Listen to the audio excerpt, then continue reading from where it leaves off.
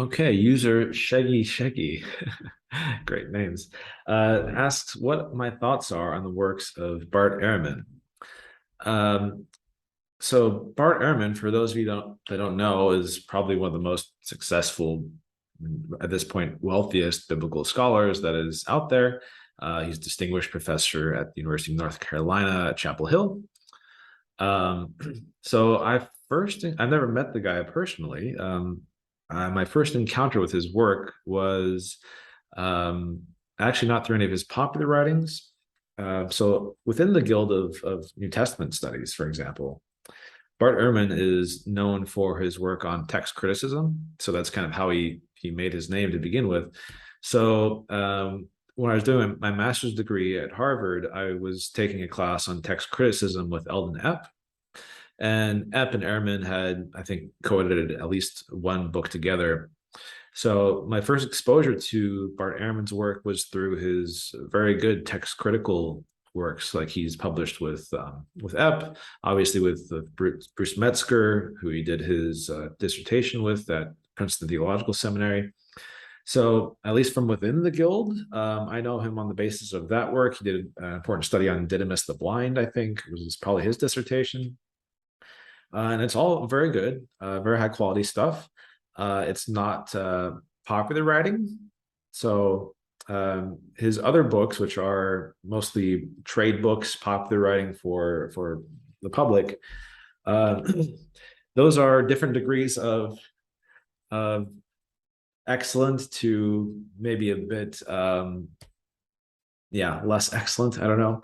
It's clear that the publishers are often dictating the titles of his books in order to get a rise out of people and get people to pick them up. So from the publisher's perspective, I understand that point. Everything that Bart Ehrman has said, as far as I know, is pretty mainstream. His views as a scholar are more or less within the ballpark of normal, standard New Testament critical scholarship. I think one of the controversies around him is that he personally identifies as an agnostic or an agnostic atheist or a Christian atheist, whatever you want to, however you want to put it. But that's kind of like a philosophical perspective rather than anything that affects his work as a New Testament scholar. So obviously, when you're studying the New Testament from a critical point of view, ideally, it shouldn't matter what faith background or lack thereof you bring to the texts. You're working as a critical scholar. And more or less, yeah, that seems to have borne out. His views on everything from the Synoptic tradition to pseudepigraphy, manuscript studies, and so on is pretty much par for the course. So that's what I'd say about the works about him. I also know that he published a book on like the historical Jesus, answering basically the internet's questions. So I think I have another question on that to answer. He also has an introduction to the New Testament, which is fairly good. I don't know that I'd recommend that for, say, like a seminary or like a Christian university, often because, well, there's a lot of introductions to New Testaments out there.